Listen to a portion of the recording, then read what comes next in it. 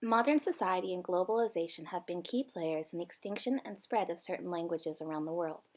The most widely internationally spoken languages are English, French, and Arabic, whereas Chinese is still working towards becoming an international language.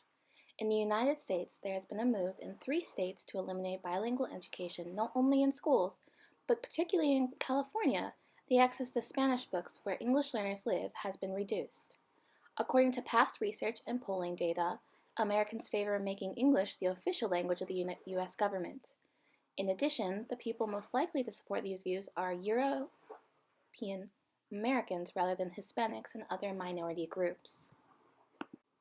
In contrast to the American style promoting monolingualism, Africa works towards promoting indigenous languages in order to not allow their native languages to go extinct within the modernized world. Even though they do promote their indigenous languages, this doesn't mean they are prioritized within education. The languages are often taught as second languages with either English, Arabic, or French taught as the main language, particularly within textbooks. Africa faces extreme pressure from globalization as it could be the final blow that allows local languages and culture to fade away.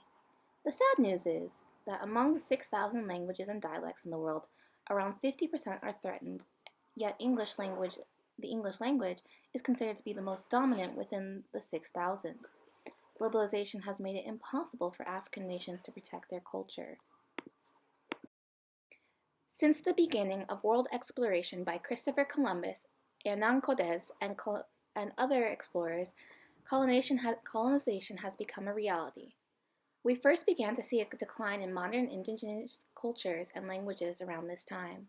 In addition, the Industrial Revolution and the main powerhouse countries like England, Spain, and France have led to the popularity of these languages around the world. Through the indoctrination of native peoples, the cultures began to be wiped out, and over time, that became the new norm. With many of the older generations not only learning those languages passively through their parents, the culture and languages have faded over time. Therefore, I do agree with Darder's comment regarding the politics of language. It is much easier to govern over a group of people when they speak the same language. People tend to have different personalities when interacting in different cultures, and through indoctrination, the people then begin to think similarly to those of the colonizers. In contrast to Africa, the United States, and New Zealand, Japan has been handling the education of languages poorly, particularly when referring to its indigenous languages. In order to prepare for the upcoming 2020 Olympics back in 2013 December, the Ministry of Education, Culture, Sports, Science, and Technology, also known as MEXT, released an announcement regarding an English education reform that was meant to correspond to the ongoing globalization of the world. The modifications were intended to improve current policy and establish an educational environment which corresponded to globalization from the elementary to secondary levels. Yet, in light of this, their handling of the indigenous languages has been less than stellar. The 2013 reform didn't mention any other languages than Japanese and English, which gives the impression that Japanese and English are the only languages that concern MEXT. Only 3 languages have been subjected to educational language policy in Japan: Japanese, English, and the indigenous language of the Ainu people. Even though there have been policy regarding the Ainu language, it is not currently a foreign language subject in schools, nor is it a mode of instruction in any public school in Japan. The Ainu were all but obliterated with the assimilation of its speakers during the Meiji Restoration beginning in the late 1860s.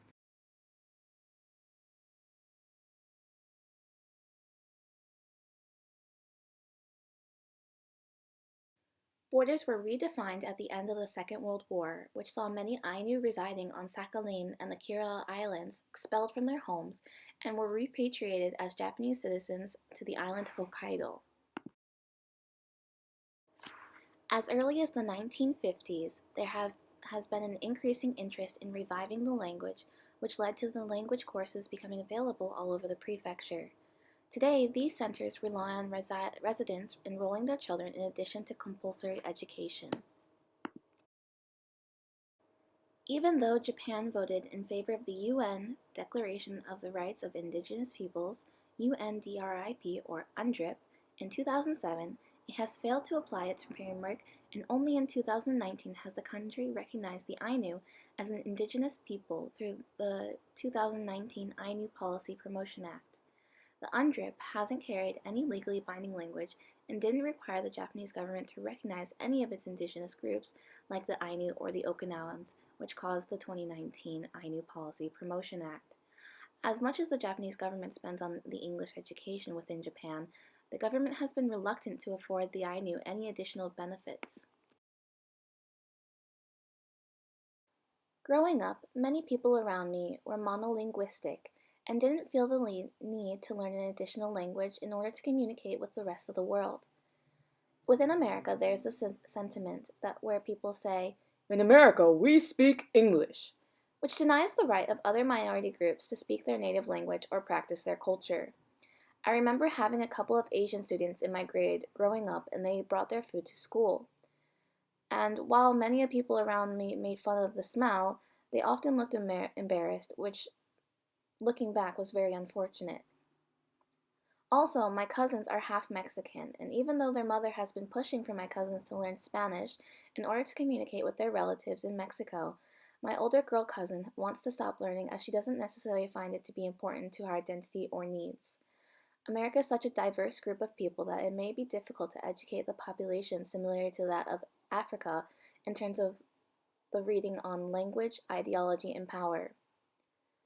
In addition, with the pushback from the general population regarding foreign language and bilingual education in public schools, I fear that America may be moving in the wrong direction.